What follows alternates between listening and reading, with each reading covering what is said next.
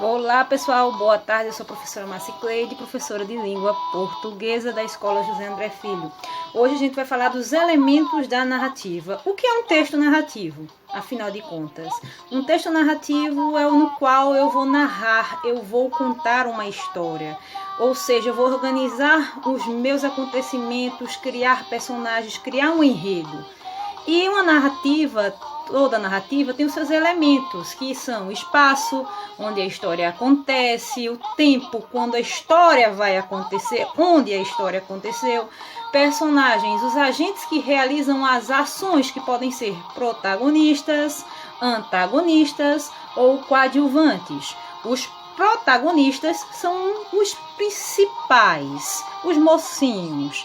Os antagonistas são aquelas pessoas ditas malvadas na narrativa que vão contracenar diretamente com os protagonistas.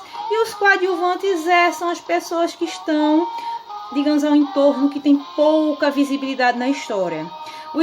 O enredo são os acontecimentos de toda a narrativa.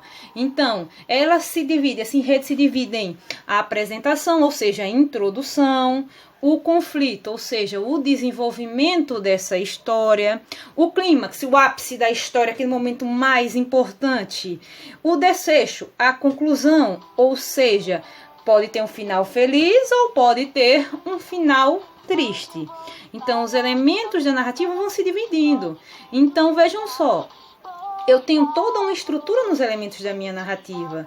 Quando eu falo na apresentação, eu vou apresentar primeiro quem são os personagens, quando aconteceu, onde aconteceu, o lugar. Então, isso aqui já vai ficando na introdução. Então, a narrativa vai começar apresentando os personagens, o momento em que a história ocorre, o local. Então, a narrativa também vai vir distribuir as informações num único parágrafo, ou em quantos a gente julgar necessário essa introdução. Então, o importante é a gente colocar as informações de toda a história, de quem, quando e como está acontecendo essa história. E também temos o conflito, que é o que e como. Então, o que e como?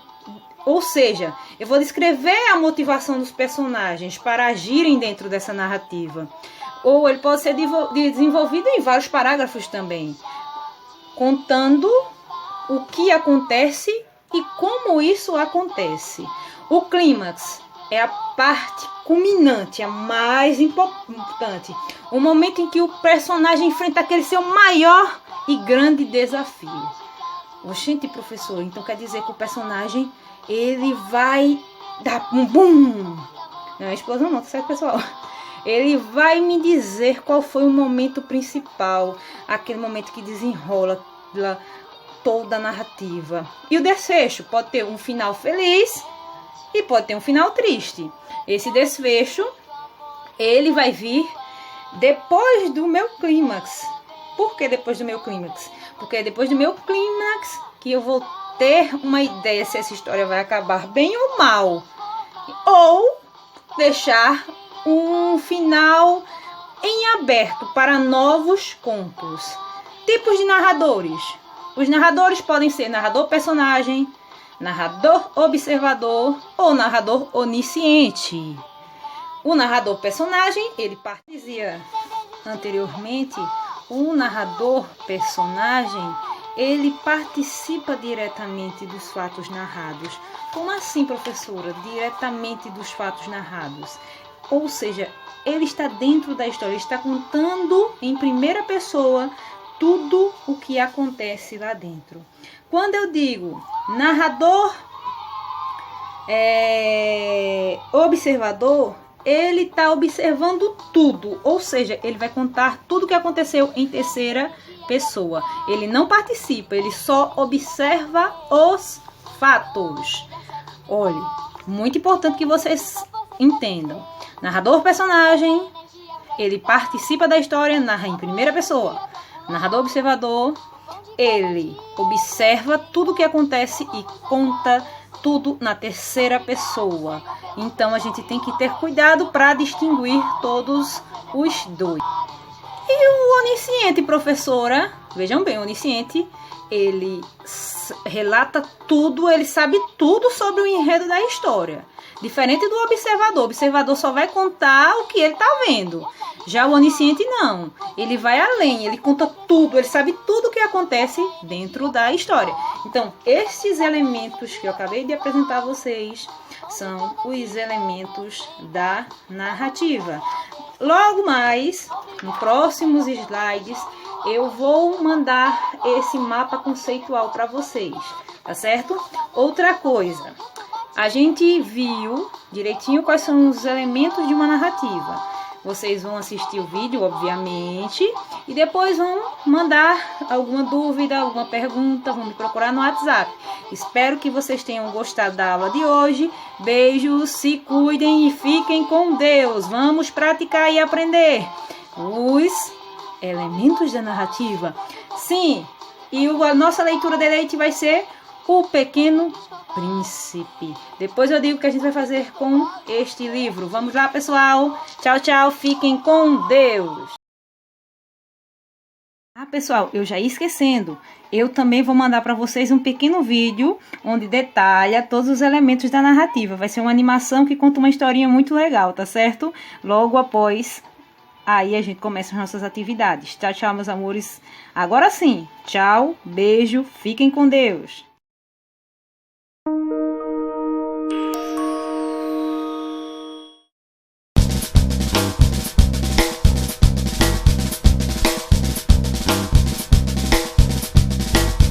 Eu odiava o Peixoto com todas as minhas forças. Ele logo percebendo me falou: ô seu pirralho, você não vai muito comigo. Eu fiquei indignado, me chamar já de pirralho. Ainda mais na frente dela resolvi reagir. E o Peixoto ele próprio era metido elegante, sempre na última moda, paletó azul marinho e sapato cintilante. Chegou de noite a nossa casa com tamanha novidade, um automóvel bem bonito e o mais novo da cidade. Convidou a minha prima Cíntia para uma voltinha, mas não teve a educação de convidar a nossa família.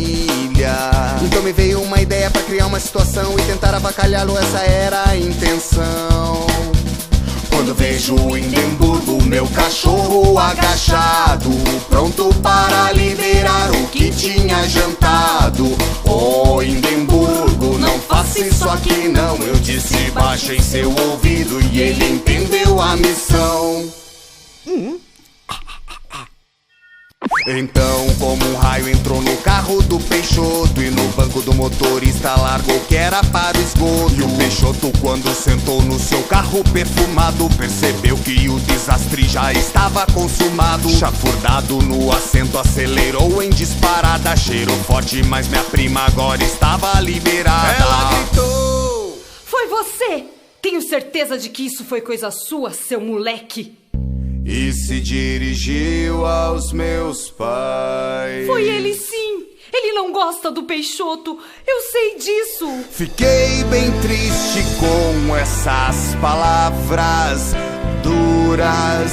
Como eu podia ser chamado de moleque assim? E o meu amor por ela era tanto para mim. E ela foi pro quarto e eu não consegui dormir. De manhã eu encontrei em minha porta um envelope bem fechado, e de quem era eu já tinha adivinhado. Eu abri com um velho canivete, nunca vi coisa tão boa, estava escrito: Fernando, eu te amo, me perdoa. Não acreditei quando a encontrei. Disse bem baixinho em seu ouvido: eu também. Você também o quê? Eu também te amo.